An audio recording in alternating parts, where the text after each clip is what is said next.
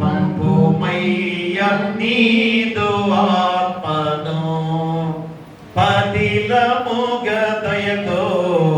సొప్పగుని శుద్ధాత్మను నింపుమయ్య నీదు కృపతో ఇంపగుని వనములతో సొప్పుగాను నీదు సేవ చేయనిలను నెల్లప్పుడు పరమాయ ప్రభు యేసు రక్షక ధరనరుల బ్రుచి పరముకారోహణం పై దీవా మన తండ్రి దేవుని నుండి మన ప్రభు యేసుక్రీస్తు నుండి కృపయు సమాధానం మీకు కలుగును గాక. ఆమేన్. దయచేసి కూర్చోండి. ప్రియ దేవుని సంగమ బిడ్డలారా, మరొక ప్రాముఖ్యమైన సమయముగా, మరొక ప్రత్యేకమైన రోజుగా ఆరోహణ తర్వాతి ఆదివారంలోకి మనం ప్రవేశించి ఉన్నాం. మరి ఈ వారం మధ్యలో ఆరోహణ ఆదివారంలోకి మనం ప్రవేశించిన సమయము యేసుక్రీస్తు వారు మానవుడిగా ఈ లోకానికి దిగి వచ్చి మన కొరకు తన ప్రాణాన్ని త్యాగం చేసి మళ్ళా తిరిగి పునరుద్ధరణగా 3వ రోజు లేచి ప్రపంచ మానవాళి కనువిప్పు కలిగించిన గొప్ప రోజే ఈస్టర్ పండుగ, పునరుద్ధరణ పండుగ. మరి తిరిగి పునరుద్ధరణగా లేచిన యేసుక్రీస్తు వారు 40 రోజులు కూడా మన మధ్య నివసించి ఆ పరమ తండ్రి యొక్క గుణలక్షణాలతో శక్తివంతుడైన దేవాది దేవుని యొక్క శక్తి రూపంతో 40 రోజులు మనకు ప్రత్యక్షపరుచుకున్న రోజులుగా ఉన్నవి. దాని తర్వాత ఈ వారం మధ్యలో ఆరోహణ ఆదివారముగా యేసుక్రీస్తు వారు తండ్రికి కుడిపార్శ్వముగా తండ్రిలో ఐక్యతగా వెళ్ళిన రోజును మనందరం కూడా గుర్తు చేసుకోవాలి. ఎందుకంటే ఈరోజు ఆరోహణ తర్వాతి ఆదివారం కనుక ఆరోహణ ఆదివారం గురించి కూడా మనం గుర్తు చేసుకోవాలి. యేసుక్రీస్తు వారు తిరిగి తండ్రిలో ఐక్యత పరిచిన రోజు. అంటే దేనికి రోజు ఇంత ప్రణాళికతో దేవుడు ఏర్పాటు చేసుకున్నాడు అనగా, మనందరం కూడా మానవులుగా పుట్టిన ఈ లోకంలో పరలోకం నుంచి మనందరం కూడా ఈ లోకంలో మానవుడిగా జన్మించిన మానవాళిగా ఉండగా మనం కూడా దేవునిలో ఐక్యం కావాల్సిన బాధ్యత మనపై ఉంది. ఎందుకంటే దేవునితో మనందరం కూడా ఎడబాటు కలిగిన వారిగా జీవించిన జీవితాలు, దేవునితో ఎడబాటు కలిగిన జీవితాలుగా మన జీవితాలు ఉన్నాయి. కాబట్టి మళ్ళా దేవునిలో ఐక్యత పరుచుకునే విధానంలో యేసుక్రీస్తు వారే మానవుడిగా దిగి వచ్చి అయ్యా మనందరం కూడా దేవునిలో ఎలాగ ఐక్యత పరుచుకోవాలో, ఏకం కావాలో ప్రత్యక్షంగా సాక్షిగా యేసుక్రీస్తు వారు మనకున్న గొప్ప రోజే ఆరోహణ తర్వాతి ఆదివారంలో ప్రవేశింప చేసుకొని ఈరోజు ఆయన చేసిన ప్రార్థన ద్వారా మనందరం కూడా ఆయనలో ఐక్యం కావాలి, మనందరం కూడా యేసుక్రీస్తు వారిలో ఏకం కావాలి అనే గొప్ప విధానం ద్వారా ఈ ఆరోహణ తర్వాతి ఆదివారంలోకి ప్రవేశింప చేసిన దేవాది దేవుడు. కాబట్టి ఈరోజు ఆ ఆరోహణ ఆదివారం రోజు ఎలాగ యేసుక్రీస్తు వారు తండ్రి దగ్గరికి ఆరోహణమై ఉన్నాడో, ఆరోహణగా కింద నుంచి పైకి వెళ్ళటం, అవరోహణ అంటే పై నుంచి కిందకి రావడం కదా, మా ఆరోహణం అనగా కింద నుంచి పైకి వెళ్ళుట. అంటే యేసుక్రీస్తు వారు మానవుడిగా ఈ లోకాలకు వచ్చిన యేసుక్రీస్తు వారు మళ్ళా తండ్రితో ఐక్యపరుచుకున్న గొప్ప రోజే ఆరోహణ ఆదివారముగా ఈ వారం మధ్యలో జరిగిన గొప్ప కార్యం అది. ఈరోజు ఆరోహణ తర్వాతి ఆదివారంలో ప్రవేశించిన అందరం కూడా మరి ఎందుకు యేసుక్రీస్తు వారు ఈ లోకానికి వచ్చి ఆరోహణమై తండ్రిలో ఐక్యత పంచుకున్నాడో మనం కూడా అలాగా ఐక్యత పంచుకోవాలి, మనం కూడా తండ్రిలో ఏకం కావాలి, ఆ దేవుని శక్తిని మళ్ళా మనం పొందుకోవాలని ఆ గొప్ప విధానాన్ని ఈ రోజు ఆదివారం ద్వారా గుర్తు చేసే గొప్ప విధానం. అందుకని ఈ 3 లేఖన భాగాల్లో మా హెచ్కేల్ ప్రవక్త ద్వారా చాలా ప్రాముఖ్యమైన మాటలు ఎందుకు గుర్తు చేశాడనగా, ఇశ్రాయేలుకు తాను జరిగించబో గొప్ప విమోచన కార్యమును దేవుడు ప్రకటిస్తూ ఉన్నాడు. ఓ ఇశ్రాయేలు జనాంగమా, నీవు నా మాట వినలేదు, నేను చెప్పిన ఆజ్ఞలు పాటించలేదు, నా కట్టడలను నా విధులను గైకొనలేదు కనుక నువ్వు నా దగ్గర నుంచి తప్పిపోయావు. కనుక నాలో ఏకమయ్యే గొప్ప విధానం ద్వారా నేను గొప్ప విమోచన కార్యాన్ని చేయబోతున్నానని ముందుగానే హెచ్కేల్ ప్రవక్త ద్వారా సెలవించిన గొప్ప మాటలు. ప్రియుడా, ఇంకేమన్నాడు? శుద్ధ జలముతో మీ అపవిత్రతను తీసివేస్తాను, నూతన హృదయము నూతన స్వభావమును అనుగ్రహించి నా ఆత్మతో నింపి మిమ్మలను నా నామములకు తిరిగి రప్పిస్తాను. ప్రియుడా, ఎంత గొప్ప వాక్యం ముందుగానే హెచ్కేల్ ప్రవక్త ద్వారా సెలవించాడు దేవుడు. మా యేసుక్రీస్తు వారి గురించి చెప్పిన మాటలు మళ్ళా తిరిగి దేవుడిలో ఏకమయ్యే ఆ గొప్ప యేసుక్రీస్తు వారి గురించి చెప్పిన మాటలు ఎవరి గురించి రోజు చెబుతుంది? మన గురించి కూడా. మా యేసుక్రీస్తు వారు మానవుడిగా వచ్చి తండ్రిలో ఎలాగ ఏకమయ్యాడు, మనం కూడా మా దేవుల్లో ఏకమయ్యే గొప్ప సందర్భాన్ని ఈ వాక్యం ద్వారా మనం గుర్తు చేసే గొప్ప వాక్యం. ఇక పత్రిక పాఠ్య భాగంలో ఆ రోమా క్రైస్తవులకు అపోస్తలుడైన పౌలు ద్వారా చక్కని లేఖ రాసుకున్నాడు. ఏమని? విశ్వాసంలో బలపరుస్తూ మన ఎడల తనకున్న రక్షణ ప్రణాళికలో భాగంగా క్రీస్తును మరణానికి అప్పగించి దేవుడు సమస్తాన్ని కూడా నెరవేర్చాడు. ఓ రోమా క్రైస్తవులారా, ఆనాడు అపోస్తలుడైన పౌలు రాసిన లేఖలో మా రోమా క్రైస్తవులు చెప్పిన మాటలు ఇవి. కానీ ఈరోజు ఎవరికి? ఓ చొడవ సంఘ క్రైస్తవులారా, మరి మీకు ఈరోజు చెప్పే వాక్యం ఏంటనగా, మీరందరూ కూడా ఇదిగో యేసుక్రీస్తు వారు మరణించి తిరిగి లేచి సమస్తాన్ని కూడా జరిగించిన వాడు కనుక మన పట్ల కూడా జరిగే గొప్ప కార్యం మన ముందు ఉంది. కాబట్టి ఎంత ఉన్నతులైనా కానీ క్రీస్తునందలి దైవ ప్రేమను అడ్డుకోలేరని బహునిశ్చయముగా విశ్వాసులకు అభవిస్తూ అపోస్తలుడైన పౌలు ద్వారా చెప్పిన మాటలు చూడండి. ఎంత గొప్ప మాటలు! ఎంత ఉన్నతులైనా, ఎంత గొప్పవారైనా, ఎంత శక్తిమంతులైనా, ఎంత ధనవంతులైనా దేవుని ప్రేమ ముందు మనం దేనికి కూడా నిలవజాలము. ఎందుకంటే ప్రార్థన చేసిన ప్రేమ మన నీ కొరకు, నా కొరకు, మనందరి కొరకు కూడా ఆయన ప్రార్థన చేశారు. ఎంతకన్నా ప్రేమ ఎవరు చూపించగలరు? కాబట్టి సమస్తాన్ని కూడా జరిగించున్నాడు కనుక మీరందరూ కూడా ఖచ్చితంగా ధైర్యంగా ఉండి తండ్రిలో ఏకం కావాల్సిన బాధ్యత ద్వారా మీరు ఈ లోకములో నడవండి అని అపోస్తలుడైన పౌలు ద్వారా రోమా క్రైస్తవులు చెప్పిన గొప్ప మాట ఈరోజు మనకు కూడా చెప్పే గొప్ప మాట. ఇక సువార్త పాఠ్య భాగంలో యేసుక్రీస్తు వారు మహాయాజక ప్రార్థన చేసే గొప్ప ప్రార్థన చూడండి. ఆ 15వ అధ్యాయం అంతా కూడా యేసుక్రీస్తు వారు ఎంత గొప్ప ప్రార్థన చేస్తున్నాడు. యాజకుడిగా ఆయన చేసే ప్రార్థన ఎంత గొప్ప ప్రార్థన! ఏం చెబుతున్నాడు దాంట్లో? తండ్రి చేత పంపబడ్డ కుమారుల్లో ఎట్టి సేవకత్వము శ్రమను దేవుడు ఉంచాడో మా యేసుక్రీస్తు వారి ద్వారా ఎంత శ్రమ పడ్డాడు. యెహోవా దేవుడు యేసుక్రీస్తు వారికి ఎంత శ్రమ పెట్టాడు కదా. తండ్రిగా కుమారునికి పెట్టిన శ్రమ. ఎవరైనా కుమారునికి తండ్రి శ్రమ పెడతాడా? కానీ యేసుక్రీస్తు వారికి తండ్రి అయిన యెహోవా దేవుడు ఆ శ్రమ పాలు చేశాడు. ఎందుకని? దేని కొరకు? ఒక ముందుకు రండమ్మా, ముందుకు రండి. ముందుకు వచ్చి కూర్చోవచ్చు, ముందు చాలా ఖాళీ ఉంటుంది. ఎందుకంటే ఆయన సేవకత్వము మన కొరకు సేవ చేయడానికి వచ్చిన యేసుక్రీస్తు వారు ఎన్ని శ్రమ పాలైనా ఆయన మన కొరకు అర్పించుకున్న యేసుక్రీస్తు వారు అంటే క్రీస్తు చేత పంపబడ్డ విశ్వాసుల సమాజము లేదా సంఘములకు క్రీస్తు అదే ఉంచిన గొప్ప విధానం. మరి ఈరోజు సంఘానికి కూడా ఆ సేవకత్వ భారాన్ని ఇచ్చాడు. అయ్యా, మీరందరూ కూడా సేవకుల వారే ఉండండి. ఈ లోకంలో ఎన్నో శ్రమలు వస్తుంటాయి.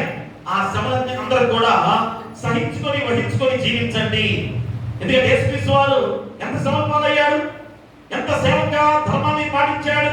కాబట్టి మీరు కూడా అదే విధంగా ఉండి క్రీస్తు ఎలాగూ నెరవేర్చాడో అంతటి శ్రమల పాలై మన కొరకు శిలువ యాగం ద్వారా అర్పించుకొని ఆయన ఎంత గొప్ప సేవ చేశాడో అది మనము కూడా చేసేవారిగా ఉండి అలాగే క్రీస్తుకు చెందిన విశ్వాసులు ఐక్యతతో దీన్ని నెరవేర్చాలి అని ఈరోజు ఖచ్చితంగా యేసుక్రీస్తు వారు చెప్పిన గొప్ప మాటలు.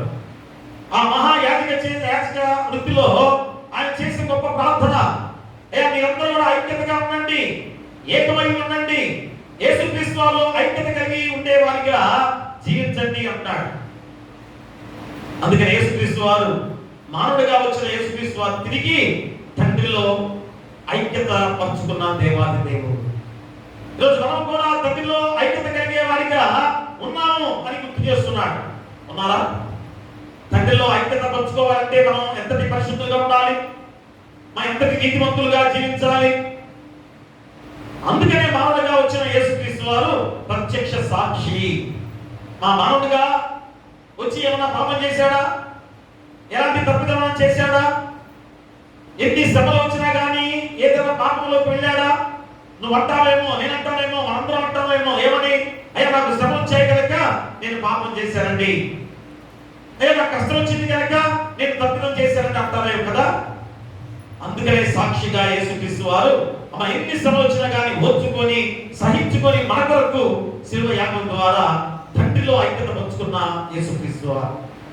మరి మనం ఇప్పుడు ఐక్యత పంచుకుంటాం, మనం ఇప్పుడు ఆయనలో ఏకమవుతాం. అందుకని ఈరోజు ఆ గొప్ప వాక్యాల ద్వారా 3 లేఖన భాగాల ద్వారా ఈ ఒక్క వాక్యాన్ని మనం సిద్ధపరిచిన దేవాది దేవుడు. ఏంటనగా మన అంశం ఏంటనగా దేవుని ప్రేమలో ఐక్యత కలిగిన కొత్త జీవితము. డైరెక్ట్ గా అంశం ద్వారా ఈ రోజు మనం చెప్తున్నాడు ఏమని? దేవుని ప్రేమలో ఐక్యత కలిగిన కొత్త జీవితం. అదే అంశం ఈ రోజు మనకి. దేవుని ప్రేమలో ఐక్యత కలిగిన కొత్త జీవితం. ఈ రోజు మనందరికీ కూడా మా దేవుని ప్రేమ ద్వారా ఐక్యత కలిగిన కొత్త జీవితంతో ఉన్నాం. అంటే దేవునిలో ఐక్యత పంచుకున్న జీవితాలతో మనం ఉన్నాం. అంటే ఎలా ఉండాలి? ఎంతటి ప్రేమల వల్ల ఉండాలి? మా కక్షలు కార్పణ్యాలు మనలో ఉండకూడదు కదా. ఉన్నాయా? అసూయ ద్వేషాలు ఉండకూడదు కదా. ఉన్నాయా?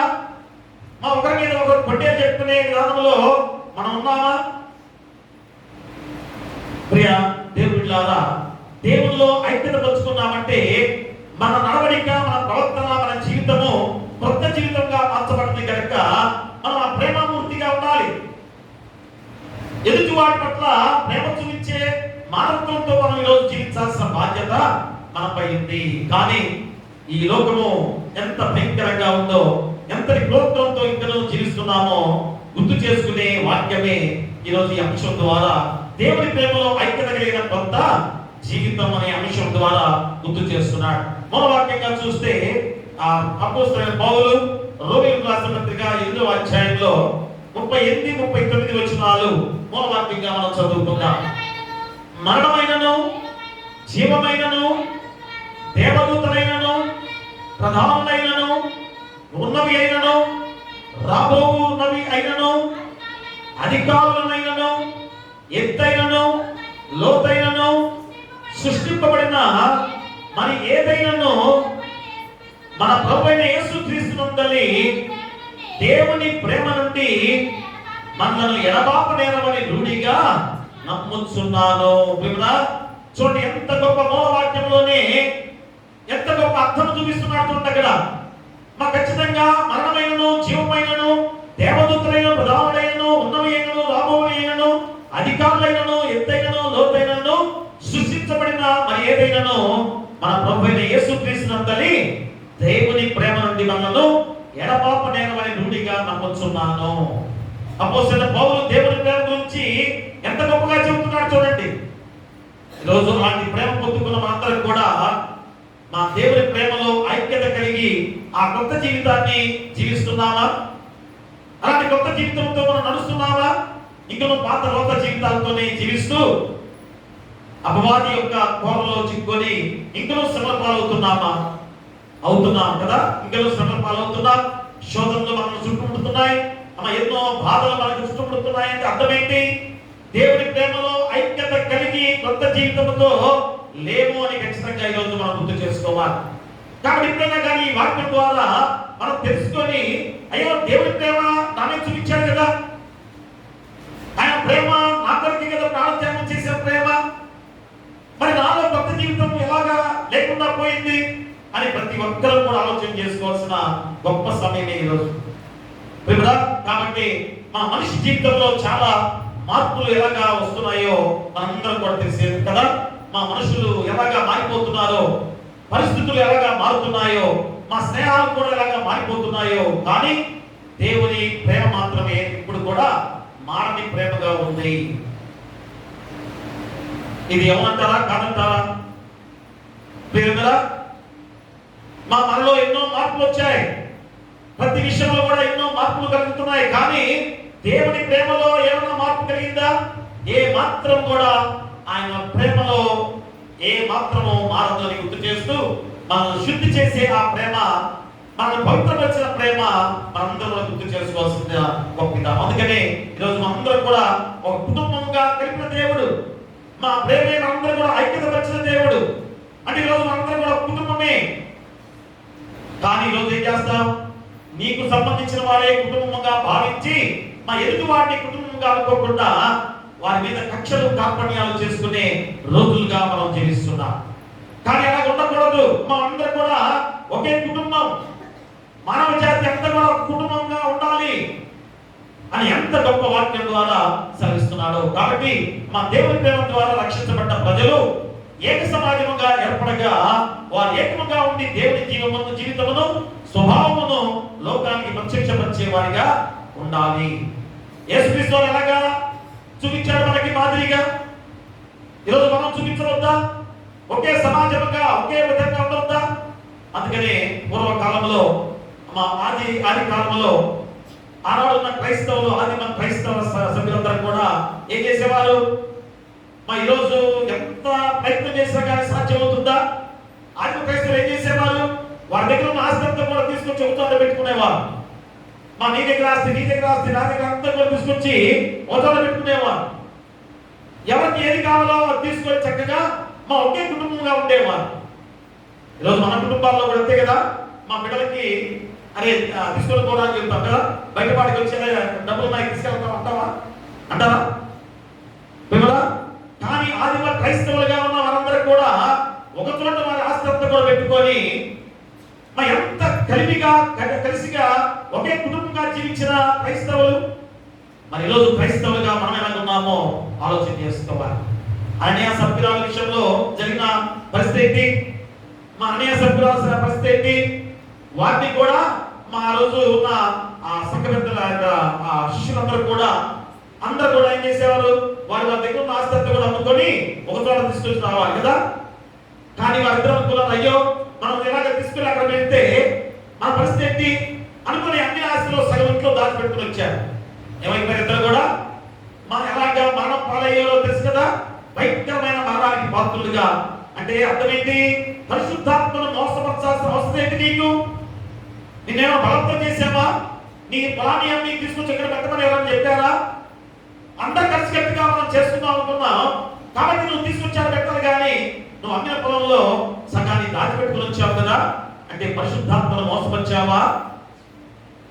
ఎంత భయంకరమైన చావు చనిపోయాడో అననీయ కదా.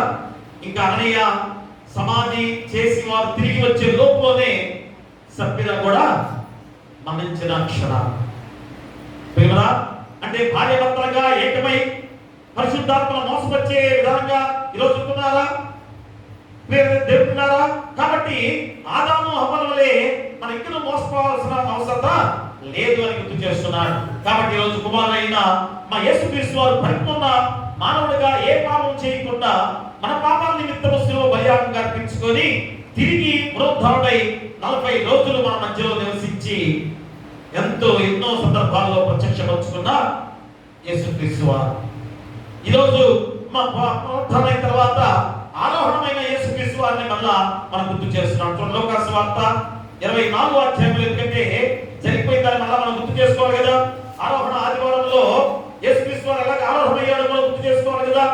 అందుకని 24వ అధ్యాయాన్ని తీయండి ఒకసారి. 24వ అధ్యాయం 46 నుంచి చూద్దామండి. క్రీస్తు శ్రమపడి 3వ దినమున మృతుల్లో నుండి లేచుననియు యెరూషలేము మొదలుకొని సమస్త జనములలో ఆయన పేరిట మారు మనస్సును పాపక్షమాపణయు ప్రకటింపబడుననియు వ్రాయబడి ఉన్నది. ఈ సంగతులకు మీరే సాక్షులు. ఇదిగో నా తండ్రి వాగ్దానం చేసినది మీ మీదికి పంపుచున్నాను. మీరు పైనుండి శక్తి పొందు వరకు పట్టణములో నిలిచిండుడని వారితో చెప్పాను. ఆయన బేతనియా వరకు వారిని తీసుకుని పోయి చేతులెత్తి వారిని ఆశీర్వదించాను. వారిని ఆశీర్వదించుచుండగా ఆయన వారిలో నుండి ప్రత్యేకించబడి పరలోకమునకు ఆరోహణుడాయను. వారు ఆయనకు నమస్కారం చేసి మహా ఆనందముతో యెరూషలేమునకు తిరిగి వెళ్ళి ఎడతెగక దేవాలయములో ఉండి దేవునికి స్తోత్రము చేయించుండిరి. ప్రియరా, ఈరోజు మనందరం కూడా అలాంటి అనుభూతి పొందుకున్న వారమే. ఆరోహణమై ఆయన పైకి లేచినప్పుడు ఆ శిష్యులందరూ కూడా గుండెలు బాదుకున్నారు. అయ్యో, ఈయన ఇంతవరకు కూడా మేము గుర్తించలేదు. ఈయన దేవాది దేవుడు, శక్తివంతుడు, నా పక్కనే ఉన్నాడు, నాతో జీవించాడు. అయ్యో, దేవుడు ఆరోహణమై తండ్రి దగ్గర వెళ్తున్నాడని లబోదిబోమని గుండెలు బాదుకున్నారు. ప్రియరా, ఈరోజు మనం కూడా అదే మన స్థితిలో ఉన్నాం, అదే అనుభూతిలో ఉన్నాం కదా. మరి మనం ఏం చేయాలి? ఇదిగో ఆనాడు ఆ శిష్యులందరూ ఏం చేశారు? ఎడతెగక దేవాలయంలో ఉండి దేవునికి స్తోత్రము చేయించుంటది. మరి మనం ఎంతమంది చేస్తున్నాం? దేవాలయంలో ఉండి దేవునికి స్తోత్రాలు చెల్లించే వారిగా ఎంతమంది ఉన్నామో ఈరోజు ఆలోచన చేస్తున్నారా? ప్రియరా, అంటే దేవాలయమే మనకి ఇల్లు, మన దేవాలయమే మనకి స్థానము. ఇదే ఒక పరలోక గవినిగా దేవుడి లోకంలో మనకు ఏర్పాటు చేసిన పరిశుద్ధ స్థలమే ఈ దేవాలయం. కాబట్టి మన ఆలోచన ఖచ్చితంగా దేవాలయం మీదనే దృష్టి పెట్టాలి. మా ఉన్నాయి 90% ఉంది, కానీ హృదయం మారిన స్థితిలో ఉన్నామనేది ఒకసారి ఆలోచన చేసుకోవాలి. చాలా సంఘాలు కూడా బలపడ్డాయి. మా సంఘం గురించి ఆలోచన చేస్తున్నారు, దేవాలయం గురించి ఆలోచన చేస్తున్నారు, అందరూ కూడా ఆలోచన చేస్తున్నారు. అంటే కానీ మన హృదయ మార్పు కూడా జరగాలి. మా హృదయము శుద్ధీకరణ జరగాలి. ఆ పరిశుద్ధమైన జీవితంలో ఉండాలి. అది కూడా మనం తెలుసుకోవాల్సిన సత్యమే ఈ 3 లేఖన భాగాల ద్వారా మనకు గుర్తు చేసి ఉన్నాం. అందుకని ఆ మరణమైనను జీవమైనను ఏ సృష్టి అయినను మన ప్రభువైన క్రీస్తు యేసునందు దేవుని ప్రేమ నుండి మనల్ని ఎడబాయనేరదని ఖచ్చితంగా గుర్తు చేస్తున్నాడు. కాబట్టి యేసుక్రీస్తు ఆరోహణమై దేవునిలో ఐక్యమై కొత్త జీవితం ఎలాగా పొందుకున్నాడో మనము కూడా ఆ గొప్ప జీవితాన్ని పొందుకోవాలని ఈ రోజు మనందరం కూడా ఈ లేఖన భాగాల ద్వారా గుర్తు చేసుకోబోతున్నాం. ప్రియరా, మరి ఆ దేవుని ప్రేమలో మా ఐక్యత కలిగి కొత్త జీవితము కలిగి ఉండటానికి మన దేవుడు మనల్ని ఎలాగా సిద్ధపరిచాడో కూడా నీకు గుర్తు చేస్తున్నాడు. దేవుని ప్రేమలో ఐక్యత కలిగిన కొత్త జీవితంలో మనం ఉండాలంటే దేవుడే మనల్ని సిద్ధపరుచుకున్నాడు. దేవుడే మనల్ని ఏర్పాటు చేసుకున్నాడు. ఎలాగా? అదే 3 అంశాల ద్వారా దేవుడు గుర్తు చేస్తున్నాడు. ఒకటి, మా దేవుడు మనకు కొత్త హృదయాన్ని ఇస్తాడు. మొట్టమొదటిగా ఏం చేశాడు దేవుడు? మా రాతి గుండెని తీసివేసి మాంసపు గుండెను మనకు సిద్ధపరిచిన దేవుడు. అందుకని మొట్టమొదటి అంశం ఏంటి? దేవుడు మనకు కొత్త హృదయాన్ని ఇస్తాడు. యెహెజ్కేలు గ్రంథంలో 36వ అధ్యాయము 26వ వచనాన్ని చదువుకుందాం. ఆ నూతన హృదయం మీకు ఇచ్చేదను, నూతన స్వభావము మీకు కలుగ చేసేదను. రాతి గుండె మీలో నుండి తీసివేసి మాంసపు గుండెను మీకు ఇచ్చేదను. ప్రియరా, ఎంత గొప్ప వచనంతో ఈరోజు మన జీవితాలకి కొత్త హృదయాన్ని కలిగించాడో మా దేవాది దేవుడే మనకి ఇచ్చిన హృదయం. రాతి గుండెను తీసివేశాడు, మాంసపు గుండెను ఇచ్చాడంటే మా ఎంత ప్రేమ కలిగి ఉండాలి. మన మనస్సు ద్వారా, మన హృదయం ద్వారా ఎదుటివాడిపై ఎలాంటి ప్రేమ చూపించాలి? కఠిన హృదయంగా ఉన్నామా? మా కఠినత్వంతో ఇందులో జీవిస్తున్నామా? కఠినత్వంతో ఉన్నామంటే అర్థమైంది రాతి గుండెతో ఉన్నామేమో. నీ హృదయం రాతి గుండెగా ఉందేమో అంటే ఎంత భయంకరమైన అపవాది చెరలో బందీగా ఉన్నావేమో ఆలోచన చేసుకోండి. అందుకనే నేను నీ మీద పరిశుద్ధ జన్మ చల్లి మిమ్మల్ని శుద్ధిపరచుదును. మళ్ళా యెహెజ్కేలు ప్రవక్త ద్వారా చేసిన ఆ గొప్ప మాటలు. ఎందుకనగా మా ఇశ్రాయేలు దేవునికి దూరమై పాపంలో జీవించినప్పుడు దేవుడు వారికి ఒక గొప్ప వాగ్దానం చేస్తున్న ఈ యెహెజ్కేలు ప్రవక్త ద్వారా చెప్పిన గొప్ప మాటలు ఏమిటి? నేను మిమ్మల్ని మార్చుదును. మా ఎంత గొప్ప వాగ్దానం అది! నేను మిమ్మల్ని మార్చుదును. చూడండి 25వ వచనంలో చదవండి. మీ అపవిత్రత యావత్తు పోవునట్లు నేను మీ మీద శుద్ధ జన్మ చల్లుదును. మీ విగ్రహముల వలన మీకు కలిగిన అపవిత్రత అంతయు తీసివేసేదను. ప్రియులా, అలాగే 27వ వచనంలో చూడండి ఒకసారి. నా ఆత్మ నీ యందు ఉంచి నా కట్టడలను అనుసరించు వారిగాను నా విధులను గైకొని వారిగాను మిమ్మును చేసేదను. చూసారా, మళ్ళా తిరిగి ఎంత శక్తిమంతులుగా మార్చబోతున్నాడు. మా దేవుని ఆజ్ఞలను కట్టడలను విస్మరించాం, దేవుని నుంచి ఎడబాటుగా మనం జీవించాం. దాని ద్వారా ఎంత భయంకరమైన చెరలో ఇశ్రాయేలు జనాంగం బంధించబడ్డారో, ఎన్ని శ్రమల పాలయ్యారో మనందరం కూడా గుర్తు చేసుకునే వాక్య భాగం. అంటే రోజు ఎందుకు ఇశ్రాయేలు జనాంగం చెరలో బంధించబడ్డారంటే దేవునికి దూరం అయిపోయారు కదా. మరి రోజు మనం అపవాది చెరలో బంధించబడ్డామంటే దేవునికి దూరం అయిపోయాం. ఈరోజు నీలో నాలో మనలో ఇంకనూ అపవాది క్రియలు ఉన్నాయా? మా అపవాది చేత బంధించబడ్డ వారిగా ఉన్నామా? ఇంకనూ మనం శ్రమ పాలవుతున్నామా? శోధనకు గురవుతున్నామా? అంటే అపవాది చెరలో బందీలుగా ఉన్నాం.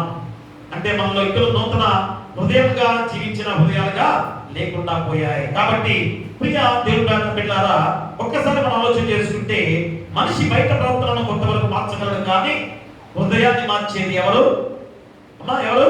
దేవుడే. ఎంత గొప్ప మనిషి బయట ప్రవర్తన కొంతవరకు మార్చుతాడు. మా బయట ప్రవర్తన విషయంలో కొద్దిగా మార్చగలం, కానీ నీ హృదయాన్ని మార్చేది ఎవరు? దేవుడే. కాబట్టి దేవుడు ఆ హృదయాన్ని శుద్ధి చేశాడు. ఎలా శుద్ధి చేశాడు దేవుడు? మా హృదయాన్ని పవిత్ర రక్తముతో శుద్ధీకరింపజేశాడు.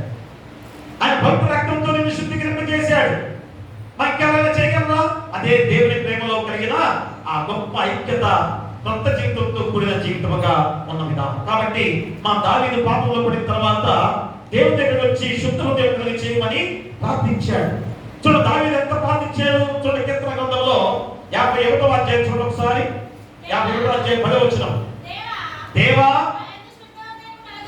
నా యందు శుద్ధ హృదయం కలుగు చేయము, నా అంతరంగములో స్థిరమైన మనస్సును నూతనముగా పుట్టించుము. విమలా, మనం అనుకోవచ్చేమో కదా, అయ్యా మన శిలువ బలియాగంగా అర్పించుకొని మన హృదయాన్ని రక్తంతో కడిగి శుద్ధం చేశాడు కదా.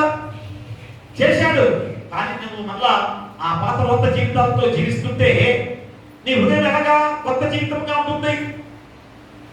కాబట్టి దావీదు ఆ మధ్యలో పాత కొత్త జీవితాలతో జీవించే దావీదు ఎంతటి ప్రార్థన, గొప్ప ప్రార్థన. 51వ అధ్యాయంలో ఆ 10వ వచనంలో, దేవా నా యందు శుద్ధ హృదయం కలుగు చేయము, నా అంతరంగంలో స్థిరమైన మనస్సును నూతనముగా పుట్టించుమని ప్రార్థిస్తున్నాడు. కాబట్టి యేసు రక్తం వల్ల మన జీవితాన్ని ఎలాగా శుద్ధిగా చేశాడో ఈరోజు మనం గుర్తు చేస్తున్నాడు. మా మురికిగా ఉన్న వస్త్రాన్ని నీటితో శుభ్రం చేస్తాం కదా. ఇంకా తెల్లగా రావాలని ఏం చేస్తున్నారు? డిటర్జెంట్ సోపులు కదా, ఏయో సబ్బులు తీసుకొచ్చి ఆ సబ్బుల ద్వారా ఆ మురికెంత కూడా పోగొడుతున్నారు. మరి నీ హృదయాన్ని ఎవరు మార్చగలరు? అదే ఈ రోజు నువ్వు గుర్తు చేసుకోవాలి. కాబట్టి దేవుడు మనకు కొత్త హృదయాన్ని ఇస్తాడు. కాబట్టి నువ్వేం చేయాలి? ఆ కొత్త హృదయం కొరకు ప్రార్థించాలి. ఆ కొత్త హృదయం కొరకు నీ యొక్క జీవితాన్ని దేవుని మార్గంలో నడిపించుకోవాలి. దేవునిపై దృష్టి నిలపాలి. అంతేగాని ఆయన బలిగా అర్పించుకొని ఆయన రక్తాన్ని చిందించి ఆ రక్తంలో ముంచి ప్రోక్షించాడు కనుక నా హృదయం శుద్ధీకరించబడింది, ఇక నాకేం లేదు, మళ్ళా నేను పాత జీవితంలో కొత్త జీవితంలోనే జీవిస్తాను అనుకుంటున్నావేమో. ప్రియులారా, కాదు. మా అందరి హృదయాలు కూడా మార్చిన దేవుడు, కొత్త హృదయాలను మనకి ఇచ్చిన దేవుడు, మాంసము గుండెగా మార్చిన దేవుడు. కానీ మరి నీవు అది మార్చుకోవడానికి, నీ యొక్క జీవితాన్ని మార్చుకోవడానికి సిద్ధపడేవాడిగా ఉండకపోతే ఎలాగ మారుతుంది? అందుకని ప్రియ దేవుడారా, ఖచ్చితంగా ఈరోజు రాతి హృదయాన్ని తీసి మృదువైన హృదయాన్ని ఇచ్చే దేవుడిగా ఆయన తోడుగా ఉన్నారు. మరి ఇద్దరు పరిశుద్ధాత్మ నడిపించే జీవితంతో ఆయన ఈరోజు మనల్ని సిద్ధపరిచిన గొప్ప దేవుడు. కాబట్టి ఈ రోజు నువ్వు ఏ ప్రశ్న వేసుకోవాలి? ఖచ్చితంగా నీ ఆత్మీయ జీవితంతో ప్రశ్నలు వేసుకోవాలి. ఏమని? నా హృదయం దేవునికి స్పందిస్తున్నదా? నా హృదయాన్ని నూతనంగా మార్చాడు కదా, దేవుడే కదా నా హృదయాన్ని మార్చాడు కదా. కాబట్టి రోజు దేవుడికి, నా హృదయం దేవుడికి స్పందిస్తుందా అంటే అర్థమైంది. దేవుని మాటకి, దేవుని వాక్యానికి నువ్వు మార్పు చెందుతున్నావా? ప్రతిరోజు కూడా దేవుని వాక్యం అదే బోధిస్తుంది ప్రియా. కాబట్టి ఖచ్చితంగా మా ఇంకా రెండో ప్రశ్న దాంట్లో పరిశుద్ధాత్మ నడిపింపులో జీవిస్తున్నావా అని అడుగుతున్నాను. నా జీవితంలో మార్పు కనిపిస్తుందా అని నీకు నువ్వుగా ప్రశ్నించుకోవాల్సిన 3 ప్రశ్నలు దాంట్లో ఉన్నాయి కదా. మొదటి అంశంలో ఆ 3 ప్రశ్నలను వేసుకోవాల్సిన బాధ్యత నీపై ఉంది. దేవుడు మనకు కొత్త హృదయాన్ని ఇస్తాడు. ఆ ఇచ్చిన కొత్త జీవితమే ఈ రోజు మన జీవితం. ఇక రెండోదిగా మనం చూస్తే దేవుని ప్రేమ మనల్ని ఎన్నటికీ విడవదు. వివరా చూడండి, రెండో అంశం ఏంటి? దేవుని ప్రేమ మనల్ని ఎన్నటికీ విడవదు. నువ్వు దేవుడిని విడిచినా గాని, దేవుని విడిచిపెట్టా గాని దేవుని ప్రేమ ఎన్నటికి కూడా విడవదు అని ఖచ్చితంగా చెబుతున్నాడు. రోమిలకు రాసిన పత్రిక 8వ అధ్యాయము 35వ వచనాన్ని మనం చదువుకుందాం. క్రీస్తు ప్రేమ నుండి మనలను ఎడబాపు వాడేవాడు శ్రమ అయినను, బాధ అయినను, హింస అయినను, కరువైనను, వస్త్రహీనత అయినను, ఉపద్రవమైనను, ఖడ్గమైనను మనలను ఎడబాపునా పిలువడా. ప్రశ్నార్థకంగా అపోస్తలుడైన పౌలు చెబుతున్నాడు. ఎంత గొప్ప మాట! పౌలు ఎంతో ధైర్యంగా రోమా క్రైస్తవులు చెబుతున్నాడు. దేవుడు మన పక్షంగా ఉండగా మనకి విరోధముడు. దేవుడు మన పక్షంగా ఉన్నాడు. ఆ ఉండబట్టే దేవుని ప్రేమ ఈరోజు మనపై చూపించి ఎలాంటి ఉపద్రవమైనా కానీ, ఎలాంటి శ్రమ అయినా, ఎలాంటి బాధ అయినా, ఎలాంటి హింస అయినా, కరువైనా, వస్త్రహీనత అయినా కానీ ఆ ఖడ్గమైన నుంచి కూడా మనల్ని ఎడబాపునా అని ఈరోజు మనకు మనముగా ఖచ్చితంగా చెప్పుకోవాల్సిన బాధ్యత మనపై ఉంది. అందుకని అపోస్తలుడైన పౌలు మన దేవుని ప్రేమ పరిస్థితులపై ఆధారపడదు. ఆయా పరిస్థితులు మారే కనుక దేవుని ప్రేమ మారిందని అనుకుంటున్నావేమో కదా. మన పరిస్థితులు మారితే ప్రేమ మారిపోతుంది కదా. నీకేదైనా కష్టం వస్తే ఏం చేస్తావు? ఎంత శత్రువైనా కానీ ప్రాధేయపడి వారి దగ్గర తీసుకుంటావు కదా. అంటే అపవాదికి లోబడిపోతాం. ఈరోజు అలా కాదు. దేవుని ప్రేమ ఎలాంటి గుర్తు చేస్తున్నాడు? నీ దేవుని ప్రేమ పరిస్థితులపై ఆధారపడదు. ఏ మాత్రం కూడా ఈ పరిస్థితులు ఎలాంటి ప్రభావం చూపించినా కానీ ఆయన ప్రేమ నిన్ను విడవదు అని ఖచ్చితంగా చెబుతున్నాడు. ఆయన ప్రేమ నిన్ను విడవదు. నువ్వు ఏ మాత్రం విడిచిపెట్టిపోయినా కానీ మళ్ళా ప్రేమ చూపించే దేవుడిగా ఉన్నాడు. ఉదాహరణకి ఖచ్చితంగా ఎవరు పేతురు విషయంలోనే కదా. పేతురుని ఎంతగా ప్రేమించాడు, ఎన్నిసార్లు రక్షించాడు. కానీ పేతురు భయంకరమైన పరిస్థితులు యేసుక్రీస్తు వారిని ఆ శిలువకు అప్పగించడానికి తీసుకెళ్తున్నప్పుడు, అయ్యా నువ్వు క్రీస్తు శిష్యుల్లో ఒకడే కదా, ఏమైంది? పరిస్థితులు మారిపోయాయి. అయ్యో నేను కనుక క్రీస్తులో ఒకటైతే నన్ను కూడా చంపేస్తారేమో, నన్ను కూడా శిలువకి అప్పగిస్తారేమో అని ఏం చేశాడు? ముమ్మారు అబద్ధమాడాడు. 3 సార్లు అయ్యా యేసుక్రీస్తు ఎవరైనా ఎలా ఉంటాడు, ఏడు ఉంటాడు నాకేం తెలియదండి అని చెప్పేసి ఆ పరిస్థితుల ప్రభావం ద్వారా యేసుక్రీస్తు అని ఎరగలేనాగా చెప్పాడో చూడండి. ఒక్కసారి ఆలోచించండి కాబట్టి ఈరోజు మా దేవుని ప్రేమ పరిస్థితులపై ఆధారపడదు. చూడండి, విలాప వాక్యాలు ఒకసారి చదవండి. విలాప వాక్యాల్లో 3వ అధ్యాయము, విలాప వాక్యాలు 3వ అధ్యాయము 22 చదవండి. ఆ యెహోవా కృపగలవాడు, ఆయన వాత్సల్యత మనము నిర్మూలన కాకుండా వారం అనుదినము నూతనముగా ఆయనకు వాత్సల్యత పుట్టుచున్నది. నీవు ఎంతైనా నమ్మదగిన వాడవు. యెహోవా కృపగలవాడు, ఆయన వాత్సల్యత అలజడిగా నిలుచుంది కనుక మనము నిర్మూలన కాకుండా వారము. ఎంతగా ఆయన నుంచి విడిచిపెట్టినా కానీ ఆయన నిన్ను ప్రేమించే వాడిగా ఉన్నాడే కానీ ఏ మాత్రం కూడా నిన్ను విడవని దేవుడిగా ఉన్నాడు. కష్టాల్లో దేవుడు మనతోనే ఉంటాడు. మనకి ఎన్ని కష్టాలు వచ్చినా కానీ దేవుడు నీకు తోడుగా ఉంటే దేవుడు ఆయన.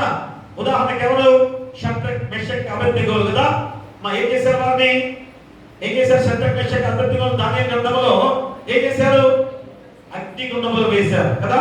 దానియేలు గ్రంథము 3వ అధ్యాయంలో 24 నుంచి 25 వచనాలు మీరు చదువుకుంటే తీసుకెళ్ళి అగ్నిగుండంలో వేశారు. ఏమైంది? రాజు చూస్తుండగా లోపల 4వ వ్యక్తి కనబడ్డాడు. ఆశ్చర్యపోయాడు ఒక్కసారి. అయ్యా ఏంటిది? ఏంటి ఆశ్చర్యం? అయ్యా నేను ముగ్గురు కదా వేసింది, షద్రక్ మెషక్ అబేద్నెగోలు వేశాను కదా, 4వ వ్యక్తి ఎవరు? దేవుడారా, ఇతనే దేవుని దూతగా, దేవుడే తోడుగా ఉన్న గొప్ప సన్నివేశాన్ని ప్రత్యక్షంగా రాజు చూసిన సందర్భం. దేవుడే వారిని వెంటున్నాడు, తోడున్నాడు, కాపాడుతూ నడిపిస్తున్నాడని ఎంత ఖచ్చితంగా ఆ రాజు మోకరిల్లి కన్నీటితో ప్రార్థన చేసుకొని, అయ్యా దేవుడు నిత్యం కూడా ఎలాంటి పరిస్థితుల్లో ప్రభావాలు ఇచ్చినా కానీ ఎన్ని కష్టాలు మనకు వచ్చినా కానీ మనకు తోడుగా ఉండే దేవుడు ఆయనే. ఇక ఏ దేవుడు కూడా లేడు, ఉండడు కూడా అని తీర్మానం చేసుకున్నాడు ప్రియులారా.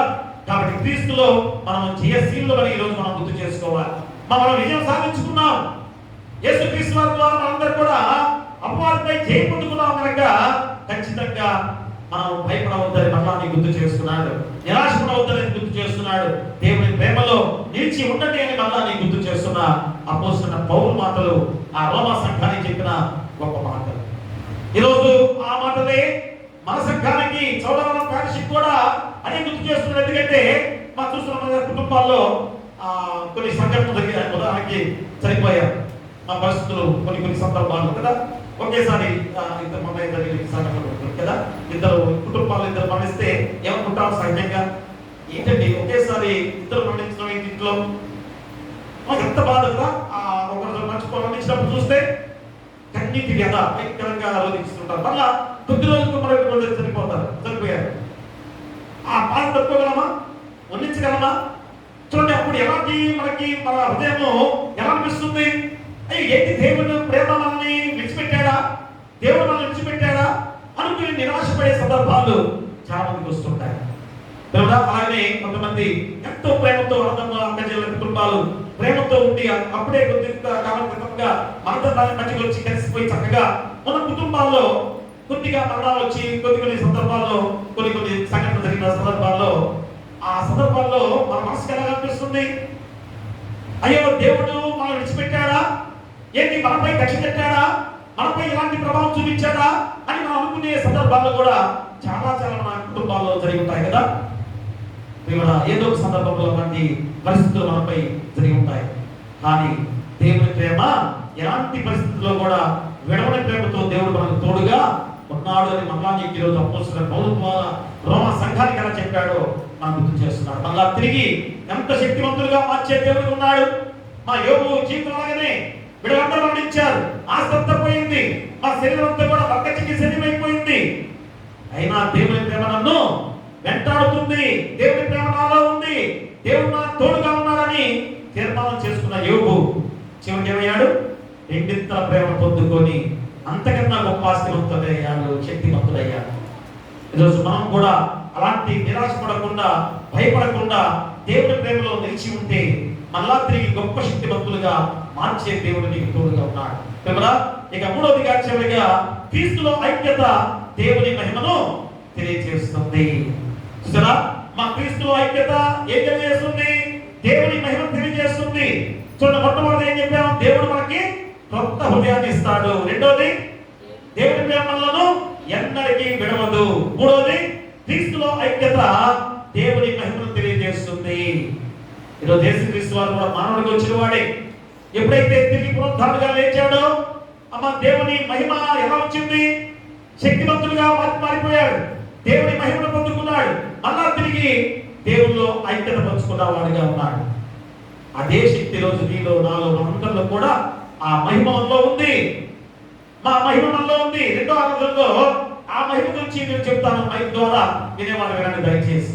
మా మహిమ శక్తి రోజు మనలో ఉంచాడు. ఆ మహిమతో మనం దేవుల్లో ఐక్యం కాబోతున్నాం. కానీ ఇంకను చెడ్డ హృదయంతో జీవిస్తున్నావేమో, చెడు తలపులతో నువ్వు జీవిస్తున్నావేమో, ఇంకను లోత హృదయాలతో నువ్వు జీవిస్తున్నావేమో. ఇప్పుడైనా కానీ దేవుని ప్రేమలో మాకు కలిగిన ఐక్యత ద్వారా కొత్త జీవితంతో మనం ఉండాల్సిన బాధ్యత ఈరోజు మళ్ళీ గుర్తు చేస్తున్నాడు. కాబట్టి క్రీస్తులో ఐక్యత దేవుని మహిమను తెలియజేస్తుంది. యోహాను సువార్త 17వ అధ్యాయము 22వ వచనాన్ని మనం చదువుకుందాం. మనము ఏకమై ఉన్నలాగున వారును ఏకమై ఉండవలనని నీవు నాకు అనుగ్రహించిన మహిమను నేను వారికి ఇచ్చితిని. చూడండి, స్వయంగా యేసుక్రీస్తు వారే ఈ లేఖన భాగం ద్వారా ఎలాంటి మహాయాజక ప్రార్థన చేస్తున్నాడు. 17వ అధ్యాయం 1వ వచనంలో చెప్తున్నాడు. చూడండి, అక్కడ యేసు ఈ మాటలు చెప్పి ఆకాశంపై కళ్ళెత్తి ఇట్లను, తండ్రి నా గడియ వచ్చి ఉన్నది, నీ కుమారుడు నిన్ను మహిమపరచునట్లు నీ కుమారుని మహిమపరచుము. నీవు నీ కుమారునికి ఇచ్చిన వారికి అందరికీ ఆయన నిత్య జీవం అనుగ్రహించినట్లు సర్వ శరీరుల మీదను ఆయనకు అధికారం ఇచ్చింది.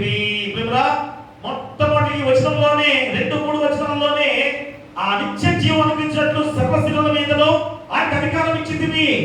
యేసుక్రీస్తు వారికి ఎంత అధికారం ఇచ్చినా దేవుడిగా ఉన్నాడో చూడండి. అమ్మా ఎలాంటి ప్రార్థన చేస్తున్నాడో చూడండి. అదే ప్రార్థన ఈ యొక్క వాక్య భాగంలో 20-26 వచనాల్లో కూడా అదే వాక్యం ద్వారా ఆ ప్రార్థనలో నీకు గుర్తు చేస్తున్నాడు. ఏమని? మనం ఏకమైన లాగున వాళ్ళు ఏకమై ఉండవాలని నీవు నాకు అర్పించిన మహిమను నేను వారికి ఇచ్చితని. ఆ యేసుక్రీస్తు వారి ద్వారా మహిమను ఈరోజు మనకి ఇచ్చాడు దేవుడు. నాటి మహిమ మనలో ఉంది. ఆ మహిమే కొత్త జీవితం. యేసుక్రీస్తు వారు ఎలాగ కొత్త జీవితాన్ని పొందుకున్నాడో అలాంటి కొత్త జీవితం మనలో ఉంది. ఆ మహిమ మనలో ఉంది. మరి దేవుడితో ఐక్యత కలిగిన వారిగా ఉండాలి కదా. ఆ ఐక్యత కలిగిన వారిగా ఉంటే ఈరోజు మనలో ఎంత మార్పు ఉండాలి, మన ఎంతటి స్థితితో ఈరోజు జీవించాలి, దేవుడి ప్రేమ మనలో ఉండాలి కదా. ఆ కొత్త జీవితంతో మనం జీవించే వారిగా ఉండాలి కదా. కాబట్టి ఐక్యత దేవుని చిత్తము. కాబట్టి ఈరోజు ఈ లోకంలో జీవించే మనందరం కూడా ఐక్యతతో ఉండే ప్రేమే దేవుని ప్రేమ. మా దేవుళ్ళు ఐక్యత కలిగి ఉండాలంటే అర్థమైంది. మనందరం కూడా ఐక్యత కలిగి ఉండటమే. మా ఒక్క చిన్న విషయం ఇక్కడ మనం పెట్టామనుకోండి, నువ్వు కాదంటావు, నేను అవునంటాను, ఇంకొకటి అవును ఉంటాను కదా. ఏ విధంగా కూడా ఐక్యత కదా వస్తామా? అయ్యో ఇంతమందిలో ఐక్యత వస్తుందా? ముగ్గురు కలిస్తే ఐక్యత ఉండదండి. నా మాట చెల్లాలి అనుకుంటారు కదా. మన నానుడే, మా మాటలు నానుడే ఈ లోకంలో సహజమైన మాట కదా. అయ్యో నలుగురు కలిస్తే అది జరగదు అనే మాట అందరి దగ్గర వచ్చే మాటే. ప్రేమడా నలుగురు కలిస్తే ఒకే మాటగా రావాలని ఈరోజు దేవుని మాటలు. అందరూ కలిసి ఐక్యతగా ఒకే విధంగా ఉండాలి అని దేవుని మాటలు. అందుకనే మా ఈరోజు ప్రేమ సంఘానికి గొప్ప సాక్ష్యము. ఈరోజు సంఘము మా ప్రేమ కలిగి ఉండే గొప్ప సాక్ష్యం యేసుక్రీస్తు వారే. కాబట్టి ఐక్యత ద్వారా దేవుని మహిమ కనిపిస్తుంది. ఈరోజు ఐక్యతగా ఉంటే దేవుని మహిమ మనలో కనిపిస్తుంది. ఆ ఐక్యత లోబడిందేమో. అందుకని దేవుని ఆలయానికి ఎందుకు రావాలంటాం? అది నేను రాకపోయినా ఇంటి దగ్గర వింటానంటారు కదా.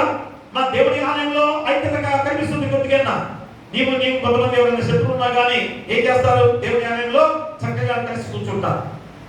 కానీ బయట వెళ్ళిన తర్వాత మళ్ళా ఐక్యత లేకుండా జీవించే వారికి ఉంటారు కదా.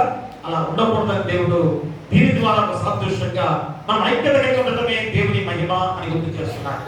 మా ఐక్యత కలిగి ప్రేమ కలిగి జీవించడమే మనలో ఉన్న మహిమ. దేవుని మహిమ అదే. అలాంటి మహిమ నీలో ఉంది. ఉంది అంటే ఈరోజు నువ్వు ఐక్యతగా జీవించేవాడికి ఉంటావా? నీ పొరుగువాడితో స్నేహం చేస్తావా? శత్రువు వెళ్ళినా అంటే ఇప్పుడే వెళ్ళి పలకరించి ఈ రోజే ఈ వాక్యం ఉన్నావు కనుక అయ్యా మనకి శత్రుత్వం ఏంటి? దేవుడు మనల్ని మహిమపరిచాడు, నాలో మహిమ నింపాడు కనుక నీకు నాకు శత్రుత్వం ఏంటి? రా మనందరం ప్రేమగా ఉందాం, ఐక్యతగా ఉందాం అని చెప్పుకునే గొప్ప విధానమే దేవుని మహిమ నీలో ఉంది అని చాటి చెప్పుకునే గొప్ప విధానం ప్రేమగా. కాబట్టి మన ప్రేమ, సేవ, వినయం ద్వారా ప్రవృత్య అనేది క్రీస్తు ఏ విధంగా మనపై ఆయన చూస్తూ మనల్ని అడుగుతున్నాడు ఈరోజు. అయ్యా నీలో ప్రేమ ఉందా? సేవ ఉందా? నీలో వినయం ఉందా? ఎందుకంటే అవన్నీ నాలో ఉన్నాయి కనుక నేను తండ్రిలో ఐక్యమయ్యాను. మరి మీలోని పొందుపరిచాను కనుక మీరు కూడా దేవునిలో ఐక్యం కావాల్సిన సమయము రాబోతుంది కనుక అలాంటి పరిస్థితులు మీలో ఉన్నాయా అని ప్రశ్నిస్తున్నాడు యేసుక్రీస్తు వారు. కాబట్టి ప్రియ దేవులారా, ఈరోజు ఆత్మీయంగా నిన్ను అడిగే ప్రశ్న ఏంటనగా, నేను సంఘ ఐక్యతకు సహాయపడుతున్నానా? మనం ఆలోచన చేసుకోవాలి. సంఘ ఐక్యతకు నేను సహాయపడుతున్నానా? మా సంఘమంతా కూడా ఐక్యతగా ఉండాలని ఇలాంటి కట్టుబాట్లు పెట్టి మా సంఘ పెద్దలుగా, గోపెద్దలుగా, తెలియదుగా అందరూ కూడా పాస్టర్ గారుగా, దైవజనులుగా ఏర్పాటు చేసుకొని చక్కటి ఐక్యత కలిగి జీవించాల్సిన బాధ్యత ద్వారా దేవుడు ఇంత గొప్ప సంఘాన్ని దేవుడు ఏర్పాటు చేసుకున్నాడు. ఐక్యత కలిగి ఉంటేనే దేవుని మహిమ నీలో ఉంది. ఆ మహిమ ఉంటేనే దేవుల్లో ఐక్యమయ్యే వాడిగా ఉండబోతున్నావు. అంటే దేవుని రాజ్యంలో నిత్య రాజ్యవాసుగా ఉండబోయే గొప్ప స్థితిని పొందుకోబోతున్నావు. కాబట్టి ఈరోజు ఆత్మీయ ప్రశ్న ఏమిటనగా, నేను సంఘ ఐక్యతకు సహాయపడుతున్నానా? అయ్యా ఐక్యతగా ఉండకుండా సంఘంలోనే చీకులు తెచ్చేవాడిగా ఉన్నానా? అయ్యా ఒక చిన్న విషయంలో నేను వేరుగా మాట్లాడుతున్నానా? ఇంతమంది ఐక్యతగా మాట్లాడిన తర్వాత నేను వచ్చి దాన్ని చెడగొట్టానా? ఇప్పుడైనా ప్రశ్న మీకు మీరుగా వేసుకొని గొప్ప కార్యాలు చెడగొట్టే వారిగా ఉన్నారేమో. ఎంత భయంకరమైన పరిస్థితులు సంభవించబోతాయో ఆలోచన చేయండి. ఒక ఐక్యతగా ఏదైనా మాట్లాడుకున్న తర్వాత దాని ఐక్యతగా నువ్వు కూడా దాంట్లో పాల్గొనవలసి కావాలి. అంతేకాని ఐక్యతగా మాట్లాడుకున్న తర్వాత మధ్యలో దాన్ని చెడగొడితే మాకెంత శాపానికి గురయ్యే బాధ్యతను ఒక్కసారి రోజు ఆలోచన చేసుకోవాలి. ఇంకా ప్రేమతో ఇతరులను ఆదరిస్తున్నానా? ఖచ్చితంగా ప్రశ్న వేసుకోవాలి. మా దేవుని మహిమ నీలో ఉందంటే ఏం చేయాలి? మా ఖచ్చితంగా ఇతరులను ప్రేమించే ఆ ఆదరణ నీలో ఉండాలి. ఇక మూడోదిగా ప్రశ్న, నా జీవితం దేవుని మహిమను చూపిస్తున్నానా? నా జీవితంలో దేవుని మహిమను చూపిస్తున్నానా? ఈరోజు నేను ఆలోచన చేసుకోండి కదా. ఎందుకంటే మన జీవితాలు మారాలి, మా ప్రేమలో నిలవాలి, సంఘ ఐక్యతలో నడవాలి. ఇది ఈరోజు ఈ 3 లేఖన భాగాల్లో మీకు చెప్పిన మాట ఏంటి? మొట్టమొదటి మన జీవితాలు మారాలి. ఎందుకంటే దేవుని ప్రేమలో మనకు కొత్త జీవితాన్ని ఇచ్చాడు, ఐక్యతగా ఉండే కొత్త జీవితం. అదే దేవుని మహిమ. చూడండి ఎంత గొప్ప వాక్యాన్ని చెప్పాడు కదా. ఆ దేవుని మహిమ అంటే అర్థం ఏంటి? యేసుక్రీస్తు వారిలో మహిమ ఎలా వచ్చింది? మనందరూ కూడా రక్షించిన ప్రేమ. ఆ ప్రేమ ద్వారానే దేవుని మహిమ పొందుకున్నాడు, తిరిగి ఆరోహణ అయ్యాడు. వెళుతుంటే ఆకాశ మేఘాల్లో ఇలా పాడుకున్న పాట అదే. ఛాయ వేరే ఛాయతోటి ఆ పాట అమ్మ. అందుకని ఆ పాట అది ఎంత కఠినంగా ఉన్నా కానీ తెలుసుకోవాలి. ఆరోహణ ఆదివారం సంబంధించిన పాట. గతకేంద్ర పుస్తకాల్లో ఆరోహణ ఆదివారం సంబంధించి పాట. ఇంకా 2 పాటలు ఉంది, 2వ ఆరాధనలో ఆ పాట పాడతాం. అది దేవుల్లో ఆరోహణమైన యేసుక్రీస్తు వారు ఎలాంటి మహిమ పొందుకున్నాడు? మా అందరిలో ప్రేమను పంచాడు. ఆ ప్రేమే ఆ దేవుని మహిమ పొందుకున్న గొప్ప విధానం. ఆ మహిమే దేవుల్లో ఐక్యపరిచిన ప్రేమ. ఈరోజు నీవు నేను మనందరం కూడా ఆ దేవుని మహిమగా క్రీస్తు మహిమను మనలో పొందుపరుచుకున్న విధానంలో ఆ దేవుడు మనకు కూడా ఆ మహిమను ఇచ్చాడు, యేసుక్రీస్తు వారు. మరి ఆ మహిమ ఇచ్చిన తర్వాత మనం ఏం చేయాలి? దేవుల్లో ఐక్యంగా కలిగే శక్తి రోజు నీవు ఉండాలి కదా. ఆ శక్తి రావాలంటే ఏం చేయాలి? మనందరం ఐక్యతగా ఉండాలి. లోపం ఉన్నప్పుడు ఆ ఐక్యతే దేవుని మహిమ. ఈ రోజైనా కానీ అలాంటి ఐక్యత కలిగి జీవించే వారిగా ఉంటారా? అందుకనే ఈరోజు అంశం ఏంటి? దేవుని ప్రేమలో ఐక్యత కలిగిన కొత్త జీవితము. ఈరోజు మనందరం కూడా ఐక్యత కలిగిన కొత్త జీవితం. కాబట్టి ఇప్పుడే మనం ఐక్యతగా నేను ఉంటాను, అందరితో కూడా ప్రేమగా ఉంటాను, ఎదుటి వారి పట్ల ప్రేమ చూపిస్తాను, సహాయం చేస్తాను, ఆదుకుంటాను. యేసుక్రీస్తు వారు అన్ని విషయాల్లో కూడా అలాంటి సేవకత్వాన్ని చేశాడు కనుకనే, అలాంటి గొప్ప జీవితాన్ని జీవించాడు కనుకనే దేవుని మహిమను పొందుకున్నాడు. ఆరోహణమై యెహోవా దేవునితో ఐక్యమైపోయాడు. మనం కూడా అలాంటి శక్తివంతులము, అలాంటి కొత్త జీవితం మనలో ఉంది అని ఖచ్చితంగా చెబుతున్నాడు. అట్టి కృప మీకు ఉండాలని కోరుతూ మీకు మీ కుటుంబాలకు సదాకాలం దేవుడు తోడైనను గాక. ఆమేన్. సమస్త జ్ఞానం ఇచ్చిన దేవుని సమాధానము యేసుక్రీస్తు వలన మీ హృదయములకును మీ తలంపులకును కావలేనును గాక. ఆమేన్. దేవానా యందు శుద్ధ హృదయము కలుగచేయుము, నాంతరంగములో స్థిరమైన మనసును తనముగా పుట్టించుము, నీ సన్నిధానములో నుండి నన్ను త్రోసివేయకుము, నీ పరిశుద్ధాత్మను నా యొద్ద నుండి తీసివేయకుము, నీ రక్షణ నందము నాకు మరలా పుట్టించుము, సమ్మతి గల మనసు కలుగా చేసి నన్ను దృఢపరచుము. దయచేసి కూర్చోండి. కృతజ్ఞత కానుక మొక్కుబడి కానుక తెచ్చినటువంటి మరి ముందుకు వచ్చి దేవుని ఆశీస్సులు పొందుకోవాల్సిందిగా కోరి ప్రార్థిస్తూ ఉన్నా. యేసయ్య, మీ పాదాలకు ఎక్కడేవి స్తుతులు స్తోత్రాలు తండ్రి మహోన్నతుడా. మనకు గొప్ప సమయముగా ఆరోహణ తర్వాతి ఆదివారము ప్రవేశింపచేసి మీ దివ్యమైన జీవవాక్కుల ద్వారా మా హృదయాన్ని నింపబడి ఎన్నో మేళ్ళు ఎన్నో ఆస్వాదాలు తండ్రి ఆయన నిత్యం కూడా పొందుకునే వారిగా మేము ఉన్నాం. ఎందుకనగా తండ్రి వాక్యానుసారమైన జీవిత విధానాలలో ఆ మేళ్ళు మాకు లభిస్తాయని తెలుసుకున్న బిడ్డలు నా ప్రాణమా యెహోవాను సన్నిధించుమంటూ అయ్యా నువ్వు చేసిన ఉపకారంలో దేవుని మరొక అయ్యా మరలా తిరిగి మీకే ఆ కృతజ్ఞత అర్పణ ద్వారా అర్పించుకుంటున్నామని అయ్యా బిడ్డలు మీ పాసన్నికి వచ్చిన ఆయన ఈ అర్పణ అర్పించిన విధానాన్ని బట్టి మీకే వేలాది స్తుతులు స్తోత్రాలు. అయ్యా దేని కొరకు వారు అర్పించిన అర్పణ అయ్యా ఏ విషయంలో తండ్రి వారు ఆ కానుకగా సమర్పించినారో మీకే తెలుసు కనుక మరొకసారి బిడ్డల విషయంలో మేము ప్రార్థన చేస్తున్నాం.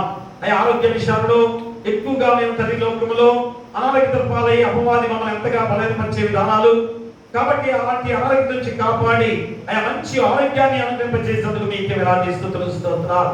అయ్యా అలాంటి ఆరోగ్యం పొందుకున్నా అయ్యా బిడ్డలకు నాయనా పరిపూర్ణ ఆరోగ్యాన్ని దయచేయండి.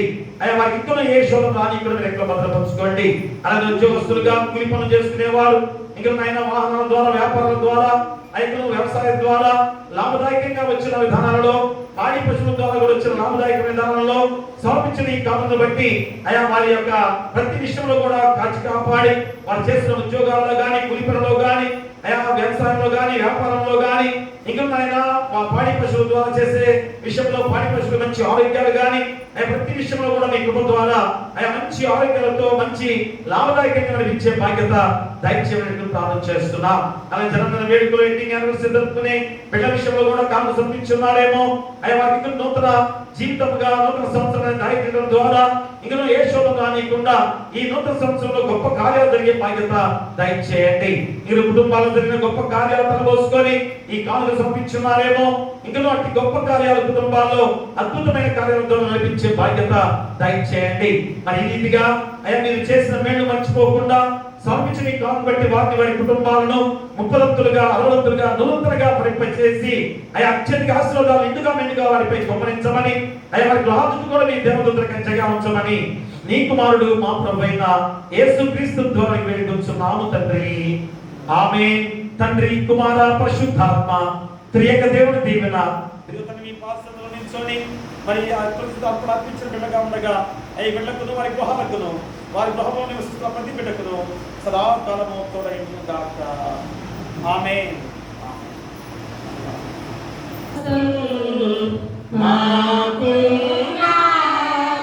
సకలాస్తు మా ప్రభువా యవిని కదా నీకీసు అర్పణలు నీవిప్పుడు కైకొను మా.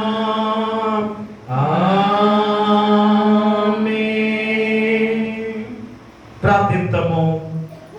సకలాశీర్వాదాలకు కారణభూతులమైన మా పరలోకపు తండ్రి, మహాపరిశుద్ధుడా, ప్రేమమయుడా, మరొక గొప్ప సమయముగా ఈ పరిశుద్ధ విశ్రాంతి దినము ఆరోహణ తర్వాతి ఆదివారంలో ప్రవేశింపచేసి మీ దివ్యమైన వాక్కుల చేత అయా దేవుని ప్రేమలో ఐక్యత కలిగి కొత్త జీవితము అనే అంశం ద్వారా అయా మేమందరం కూడా ఇప్పుడు ఐక్యతతో ఆ దేవుని మహిమను పొందుతున్న వారమే అని గుర్తు చేస్తున్నా గొప్ప విధానం.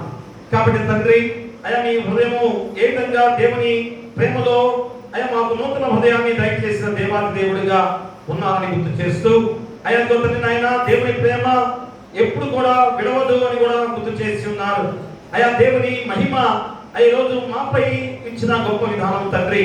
ఇలాంటి 3 అంశాల ద్వారా అయా దేవుని ప్రేమలో ఆ కలిగిన ఐక్యత ద్వారా కొత్త జీవితాన్ని పొందుకొని అయా మేమంతా కూడా మీలో ఐక్యత కావాలి అని గొప్ప అంశముతో అయా వాక్యం ద్వారా మమ్మల్ని బలపరిచినందుకు మీకే వేలాది స్తుతులు స్తోత్రాలు. అయ్యా ఉన్న వాక్యాన్ని ఫలింప చేయండి. ఆ వాక్యాన్ని వెలుగుగా చేసుకున్న వెలుగును గృహాల్లో ఆపాదించుకునే బాధ్యత బిడ్డలకు దయచేయమని వేడుకను ప్రార్థన చేస్తున్నాం. అయ్యా వచ్చిన వాళ్ళు రాని వాళ్ళు, ధాప్యం ఉన్నవారు, నడివేస్తున్న వారు, యవన ప్రవేశిస్తున్న వారు, చిన్న బిడ్డలు, కుష్ఠరోగులు, అనాథలు, అభాగ్యులు, అయ్యా గర్భిణీ శిశువుల దయచేయండి. బాలింతల బిడ్డలు క్షేమంగా ఉంచండి. పిల్లలు లేని వారి బిడ్డలు దయచేయండి. వివాహాలు కాని వారికి వివాహాలు చేయండి. గృహాలు లేని వారికి గృహాలు ఇవ్వండి. ఉద్యోగాలు దయచేయండి. ఆర్థికంగా ఇబ్బంది పడుతున్న ఆర్థికంగా సహాయం చేయండి.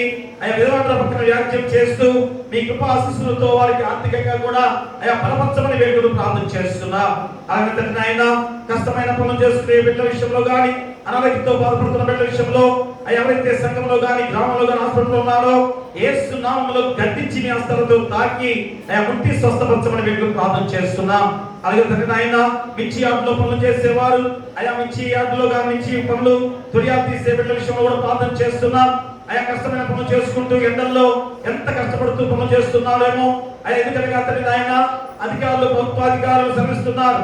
ఎండల్లో వెళ్ళవద్దు అంటూ ఆ ఎండల ద్వారా ఎన్నో ప్రమాదాలు వస్తున్నాయని జాగ్రత్త. కానీ వారి జీవన విధానాలలో ఆ ఎండల్లో ఎంతో కష్టపడి పనులు చేస్తున్నట్లుగా ఉన్నారు తండ్రి. ప్రతి బిడ్డను కూడా మంచి ఆరోగ్యాన్ని దయచేయండి. ఎలాంటి శోధనాన్ని కూడా భద్రపరచుకోండి. అలాగే వాహనాల వెళ్ళే వారిని, వాహనాల మీద వెళ్ళే ప్రతి వారిని కూడా మళ్ళా క్షేమకరంగా గృహానికి నడిపించమని వేడుకలు ప్రార్థన చేస్తున్నాం. పాడి పశువులను, పక్షాదులను దీవించండి. అలాగే ఆయన మరి సేవకులుగా డాక్టర్లు, నర్సులు, ఆశా వర్కర్లు, వాలంటీర్లు, పోలీసు వారు, ఎంఆర్ఓ, విఆర్ఓ, విఆర్ఏలు, పంచాయతీ సెక్రటరీలు, పారిశుద్ధ పనులు చేస్తారు. ఎండిఓ ఆయన మరి రాష్ట్రపతులు, ప్రధానమంత్రులు, ముఖ్యమంత్రులు, మంత్రులు, ఎమ్మెల్యేలు, గ్రామ సర్పంచ్, ఎంపీడీసీ, జెడ్పీటీసీ వారు, అంగన్వాడీ సచివాలయ ఉద్యోగస్తులు, ప్రతి వారిని పెట్టుకుని మేము ప్రార్థన చేస్తున్నాం. వారు ప్రజల క్షేమాన్ని కోరుతూ చేసే సేవ ద్వారా తిరిగి మీ ద్వారా ప్రతిఫలం పొందుకునే గొప్ప బాధ్యత అటు గొప్ప వారికి దయచేయమని వేడుకలు ప్రార్థన చేస్తున్నాం.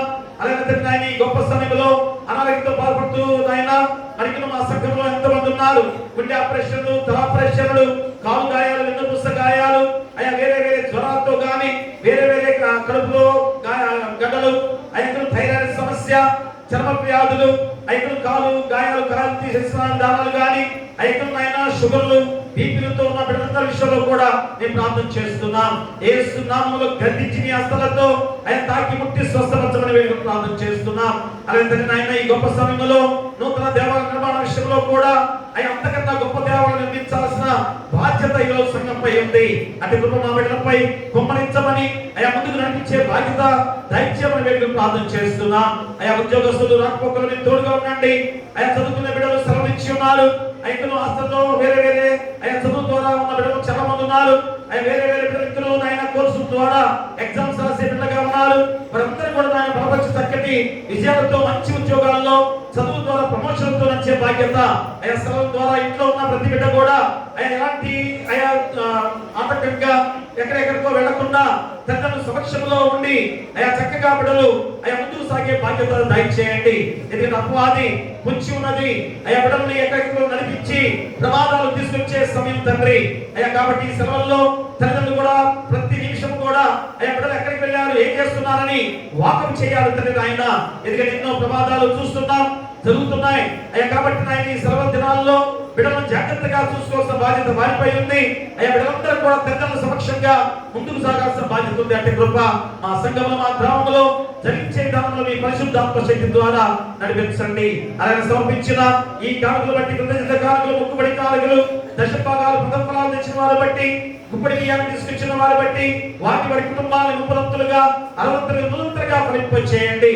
అలాగే తండ్రి ఆయన గిరిగడి గారు, సంఘ పెద్దలు, కుల పెద్దలు, పిసిసి వారు, సలవాది దీవించిన ఆయన సంఘాన్ని ఐకమత్యంలో నడిపించే బాధ్యత దయచేయండి. అలాగే తండ్రి ఆయన వివాహాలు జరిగే బిడ్డ విషయంలో మీ కృప చూపించండి.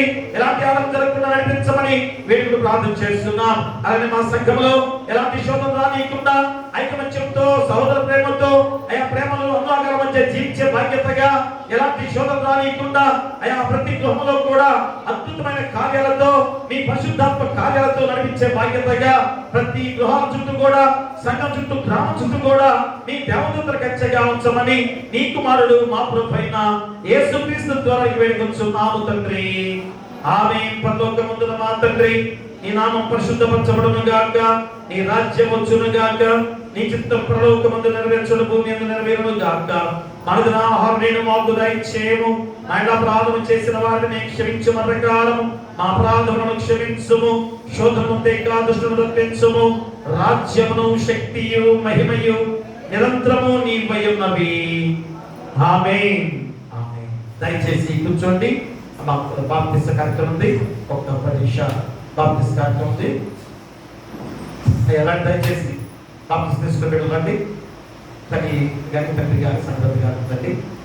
పరిశుద్ధ పరిశుద్ధ పరిశుద్ధ ప్రభువా వరదూతలై నానివాణి పగలారా వరదూతలై నానివర దూతలై నానివర వాణి పగలారా. తండ్రి యొక్కయు కుమారుని యొక్కయు పరిశుద్ధాత్మ యొక్కయు నామమున ఆమేన్. మిక్కిలి ప్రియులారా, మనుషులందరూ పాపమందు గర్భమున ధరింపబడి పుట్టుచున్నారు గనుకను తలపు వలనను మాటల వలనను క్రియల వలనను దేవుని పరిశుద్ధ చట్టమును మీరుచున్నారు గనుకను ఒకడు నీటి మూలముగాను ఆత్మ మూలముగాను జన్మిస్తేనే కానీ దేవుని రాజ్యములో ప్రవేశింపలేడని మన రక్షకుడైన యేసుక్రీస్తు చెప్పి ఉన్నారు గనుకను ఈయనను దేవుడు తన దయా దాక్షిణ్యం వలన బాప్తిస్మ మూలముగా విమోచకుల సంఘములను చేర్చుకొని దానిలో జీవం గల అవిములుగా చేయనట్లు మన ప్రభువైన యేసుక్రీస్తు ద్వారా దేవుని వేడుకొనవలెనని మిమ్మల్ని ప్రతిపాదిస్తున్నాం. ప్రార్థిద్దాము. సర్వశక్తి గల నిత్యుడైన దేవా, మా ప్రభువైన యేసుక్రీస్తు యొక్క తండ్రి, మేము నీ బిడ్డ నిమిత్తము నీ యొద్దకు వచ్చి పునర్జన్మ సంబంధమైన స్నానం ద్వారా ఈయనకు బాప్తిస్మ వరప్రసాదములో నీ నిత్యకృపను అనుగ్రహింపవలెనని నేను బ్రతిమాలి వేడుకొనుచున్నా. ఓ ప్రభువా, అడుగుడి మీకు ఇయ్యబడును, వెదకుడు మీకు దొరుకును, తట్టుడి మీకు తీయబడునని నీ ప్రియకుమారుని ద్వారా నీవు వాగ్దానం చేసి ఉన్నావు గనక ఈ బిడ్డను నీ బిడ్డనుగా అంగీకరింపమని ఆ యేసుక్రీస్తు ద్వారానే వేడుకొనుచున్నాము తండ్రి. ఆమేన్. యూదుల అధికారి నికోదేమని పరిచయుడు ఒకడు ఉండెను. అతను రాత్రి ఎందుకు వచ్చి బోధకుడా, నీవు దేవుని యొద్దకు వచ్చిన బోధకులను మేము ఎరుగుదము. దేవుడు అతనికి తోడైంటేనే కానీ నీవు చేయించున్న సూచక క్రియలను ఎవడనూ చేయలేదని ఆయనతో చెప్పాను. అందుకు యేసు అతనితో ఒకడు కొత్తగా జన్మించితేనే కానీ దేవుని రాజ్యమును చూడలేడని నీతో నిశ్చయముగా చెప్పుచున్నానని. అందుకు నికోదేము, ముసలివాడైన మనుషుడు ఎలాగో జన్మింపగలడు? రెండో వారు తల్లి గర్భమందు ప్రవేశించి జన్మించగలడా అని ఆయన అడుగగా యేసు ఇట్లనెను, ఒకరు నీటి మూలముగాను ఆత్మ మూలముగాను జన్మించితేనే కానీ దేవుని రాజ్యంలో ప్రవేశింపలేదని నీతో నిశ్చయముగా చెప్పుచున్నా. శరీర మూలముగా జన్మించిన శరీరమును, ఆత్మ మూలముగా జన్మించినది ఆత్మనై ఉన్నది. మీరు కొత్తగా జన్మించాలని నేను మీతో చెప్పినందున ఆశ్చర్యపడవద్దు. గాలి తనకిష్టమైన చోటును విసురును, నువ్వు దాని శబ్దం విందువే కానీ అది ఎక్కడి నుండి వచ్చునో ఎక్కడికి పోవదో నీకు తెలియదు. ఆత్మ మూలముగా జన్మించిన ప్రతివాడు అలాగే ఉన్నాడు అనెను. మన ప్రభువైన యేసుక్రీస్తు పరలోకమందును భూమి మీదను నాకు సర్వాధికారం ఇయ్యబడి ఉన్నది. కాబట్టి మీరు వెళ్ళి సమస్త జనులను శిష్యులుగా చేయుడి. తండ్రి యొక్కయు కుమారుని యొక్కయు పరిశుద్ధాత్మ యొక్కయు నామములోకి వారికి బాప్తిస్మ ఇచ్చుచు నేను మీకు ఏ సంగతులు ఆజ్ఞాపించుతున్నో వాటిని అన్నింటినీ గైకొనవలెనని వారికి బోధించుడి. ఇదిగో నేను యుగ సమాప్తి పర్యంతము సదాకాలం మీతో కూడా ఉన్నాను. నమ్మి బాప్తిస్మ పొందిన వాడు రక్షించబడనని చెప్పాను. మైక్ తీసుకో.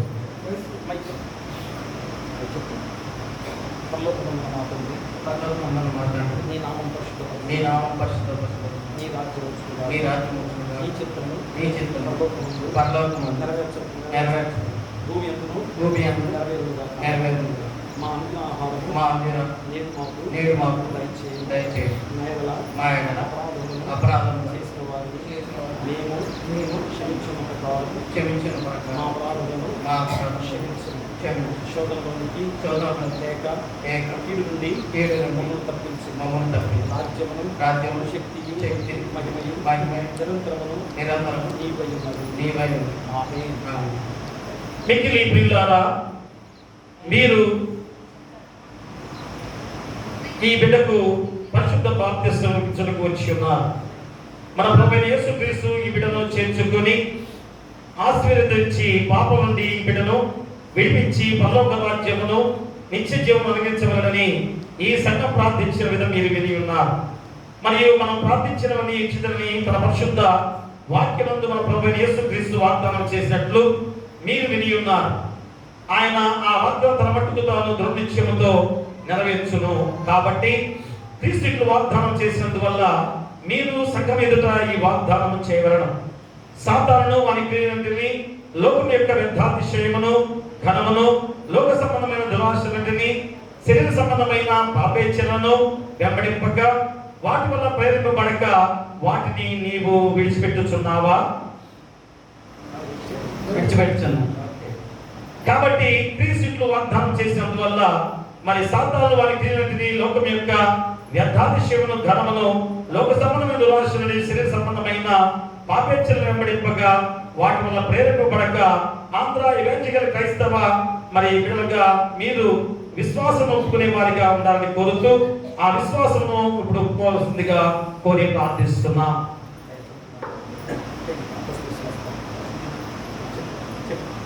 ఆకాశములను సృష్టించిన సర్వశక్తి గల తండ్రి అయిన దేవుని నేను నమ్ముచున్నాను. ఆయన కుమారుడు నా ప్రభు అయిన యేసుక్రీస్తును నమ్ముచున్నాను. ఈయన పరిశుద్ధాత్మ ఉన్న గర్భం ధరింపబడి కన్య అయిన మరేమో పుట్టి పొందుకులాత్మ అధికారం క్రింద శ్రమపడి సులువు వేయబడి చనిపోయి సమాధి చేయబడినను అదృశ్యంలోతును దిగినని చనిపోయిన వారిలో నుండి 3వ దినమున లేచి పరలోకమునకెక్కి సర్వశక్తి గల తండ్రి యొక్క దేవుని కుడి చేతి వైపున కూర్చొని ఉన్నాడని సజీవులకు మృతులకు తీర్పు చేయటకు అక్కడ నుండి వచ్చునని నమ్ముతున్నాను. పరిశుద్ధాత్మ నమ్ముతున్నాను. పరిశుద్ధ క్రైస్తవ సంఘముకు పరిశుద్ధ సహవాసమును పాపక్షమను మరియు శరీర పునరుద్ధానము నిత్య జీవమును ఉన్నవని నమ్ముతున్నాను. ఆమేన్. ఈ క్రైస్తవ విశ్వాసంలోనికి బాప్తిసం పొందుటకు నువ్వు వచ్చి ఉన్నావా? అవును. దేవుని సహాయం వలన అలాగే చేయదు. ఆంధ్ర ఎవెంజలికల్ లూథరన్ సంఘం యొక్క మరి దేవుని వాక్యమందు మరి ఏ విధంగా కృపా సాధనతో శ్రద్ధతో ఉపయోగించుకుందువని వాగ్దానం చేయదువా? దేవుని సహాయం వల్ల అలాగే చేయదు. ప్రార్థన చేసుకుందాం. కనికరం గల దేవా, ఈ బిడ్డలో ఉండు పాత ఆదాం పాత పెట్టబడి కొత్త స్వభావం జయించినట్లు అనుగ్రహించము. ఈ బిడ్డలో శరీర దురాశలన్నిటి నశించి ఆత్మ సంబంధమైనదంతయు వృద్ధి పొందినట్లును అనుగ్రహించము. ఈ బిడ్డ లోకమును, శరీరమును, సాతానును గెలిచి జయకరంగా జీవించుటకు ఈ బిడ్డకు సామర్థ్యమును, బలమును అనుగ్రహించము. సర్వమును సదా పరిపాలించు సర్వశక్తి గల దేవా, ఇక్కడ నీకు సమర్పింపబడి మీరు నీ కనికరం వల్ల పవిత్రమైన జీవముతో అలంకరింపబడి నిత్య ఫలములు పొందినట్లు యేసుక్రీస్తు ద్వారా అనుగ్రహించమని వినయముగా బ్రతిమాలి వేడుకొంచున్నాము తండ్రి. ఆమేన్.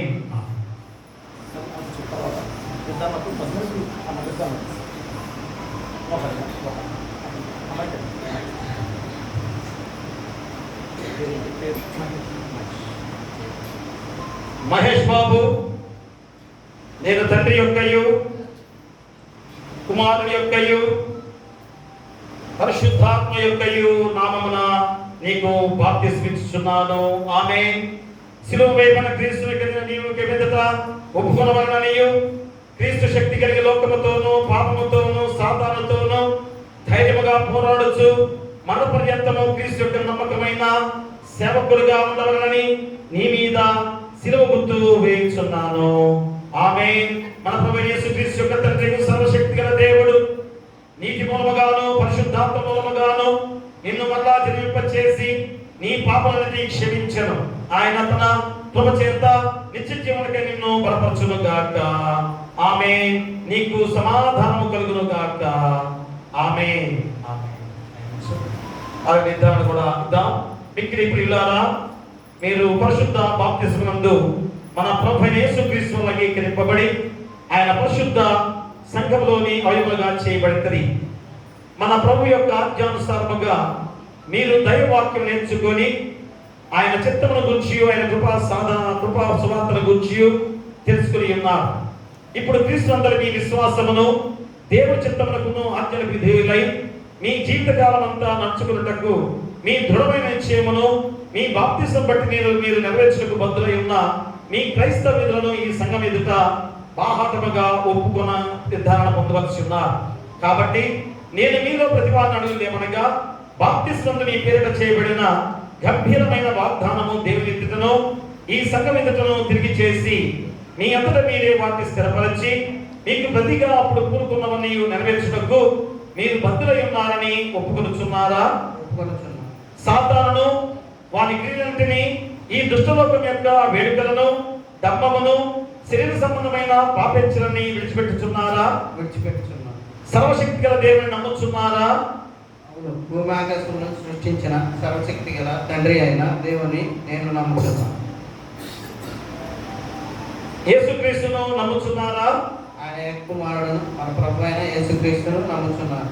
ఈయన పరిశుద్ధాత్మ వలన గర్భం ధరింపబడి కన్య అయిన మరియమ్మకు పుట్టి పొందు పిలాతు అధికారం కింద శ్రమపడి సిలువ వేయబడి చనిపోయి సమాధి చేయబడినని అదృశ్యలోకంలోకి దిగినని చనిపోయిన వారిలో నుండి 3వ దినమున లేచి పరలోకంలోకి ఎక్కి సర్వశక్తి గల తండ్రి యొద్ద దేవుని కుడి చేతి వైపున కూర్చుండి ఉన్నాడని సజీవులకు మృతులకు తీర్పు చేయటం అక్కడ నుండి వచ్చినని నమ్ముచున్నాను. పరిశుద్ధాత్మ నమ్ముచున్నారా? పరిశుద్ధాత్మ నమ్ముచున్నాను. పరిశుద్ధ క్రైస్తవ సంఘముకు పరిశుద్ధ సహవాసమును పాపక్షమాపణయు శరీర పునరుద్ధానమును నిత్య జీవమును ఉన్నవని నమ్ముచున్నాను. ఈ విశ్వాసము నిలిచిందుమని వాగ్దానం చేయుచున్నారా? అవును. దేవుని సహాయం వల్ల అలాగే ఎదురని వాగ్దానం చేయుచున్నాను. ఆంధ్ర ఎలక్ట్రికల్ లూథరన్ సంఘము శ్రమికులైన మీరు వాని బోధనలను నమ్మకముగా ఉండి కృపా సాధనను శ్రద్ధతో ఉపయోగించుకుందుమని వాగ్దానము చేయుదువా? అవును. దేవుని సహాయం వల్ల అలాగే చేయదు. సంఘం చెప్పండి, ప్రభువు నామమున మనకు సహాయము కలుగుతున్నది. చెప్పండి అందరూ కూడా. భూమి ఆకాశములను సృజించిన వాడు ఆయనే, ప్రభువు నామము స్తుతింపబడును గాక. చెప్పండి, ఇది మొదలుకొని యుగ యుగములు స్తుతింపబడును గాక. ప్రభువా మా ప్రార్థనను ఆలకించుము. చెప్పండి అందరూ, మామోరా నీ అందుకు చేరండి. ప్రార్థన చేసుకుందాం. సర్వశక్తి గల నిత్యుడైన దేవా, నీవు కరుణతో ఈ నీ సేవకులను బాప్తిస్మనందు నీటి మూలముగాను ఆత్మ మూలముగాను మళ్ళా జన్మింపచేసి వీరి పాపలన్నిటినీ క్షమించి ఉన్నావు. ఆదరణకర్తయకు పరిశుద్ధాత్మతో వీరిని బలపరిచి జ్ఞాన వివేకములకు ఆధారముకు ఆత్మను, ఆలోచన బలములకు ఆధారముగా ఆత్మను, తెలివిని, యెహోవా యందు భయభక్తులు పుట్టించు ఆత్మను ఇప్పుడును నిరంతరమును అనుభవించి వివిధములకు కృపావరములను వీరి యందు దినదినము పెంపొందింప చేయమని మా ప్రభువైన యేసుక్రీస్తు ద్వారా నిన్ను వేడుకొనుచున్నాము. ఆమేన్. ఏమోపాలి.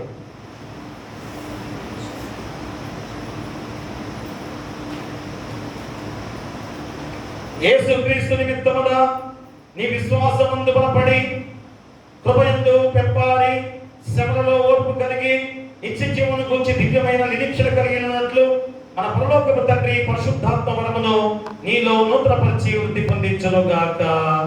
ఆమేన్.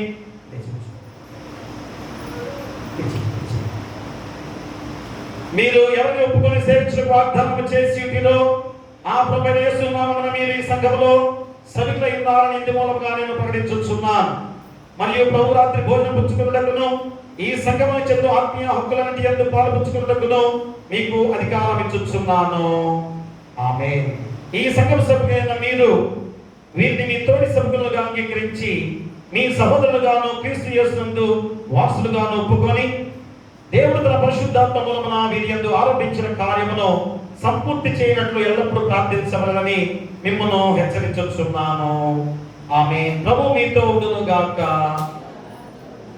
ప్రార్థన చేసుకుందాం. సర్వశక్తియు కనికరం గల దేవా, పరలోకపు తండ్రి, నీకు ఇష్టమైన వాటిని మేము హెచ్చించుటకును చేయుటకును మాలో కార్యసిద్ధి కలుగు చేయువాడవు నీవే. నీ సేవకుల్లో నీవు ఆరంభించిన కార్యము స్థిరపరచుము. నీ సంఘ సహవాసమందును నీ స్వార్థ యందు విశ్వాసమందును వీరి విషయంలో తప్పు బోధ గాని శరీరేచ్ఛలు గాని ఐక్య ప్రేమ గాని నీ యొద్ద నుండి వీరు ఒప్పుకున్న సత్యం నుండి వీరిని తొలగిపోని యుగము వీరిని వాక్యములు సంతోషముతో లోబడి తమ తోడి వారి మేలు కొరకును నీ ప్రజల జ్ఞానాభివృద్ధి కొరకును నీ నామం మహిమ కొరకును ఎల్లప్పుడూ జీవించినట్లు చేయము. నేను సంపూర్ణముగా తెలుసుకొని ఆసక్తితో నిన్ను ప్రేమించి ప్రతి మంచి మాట యందును కార్యమునందును నిన్ను సేవించినట్లును అనుగ్రహించుమని నీతోనూ పరిశుద్ధాత్మతోనూ సదాయక దేవుడవై యుగ యుగంలో జీవించుటను పరిపాలించుండు నీ కుమారుడును మా ప్రభువైన యేసుక్రీస్తు ద్వారా ప్రతిమాని వేడుకొంచున్నాము తండ్రి. ఆమేన్. పరలోకమందున మా తండ్రి, నీ నామం పరిశుద్ధపరచబడును గాక, నీ రాజ్యం వచ్చును గాక, పరలోకమున నెరవేర్చినట్టు భూమి మీద నెరవేరును గాక. మన ఆహారం నేడు మాకు దయచేయము, ఆయన పాపము చేసిన వారిని క్షమించిన ప్రకారం మా అపరాధములను క్షమించుము, శోధంలోనికి తేక దుష్టుడు మమ్మల్ని తప్పించుము. రాజ్యమును శక్తియు మహిమయు నిరంతరము నీవై ఉన్నవి. ఆమేన్. తండ్రి కుమార పరిశుద్ధాత్మ త్రియేక దేవుని సదాకాలము తోడైనను గాక. ఆమేన్. ఓకేనా?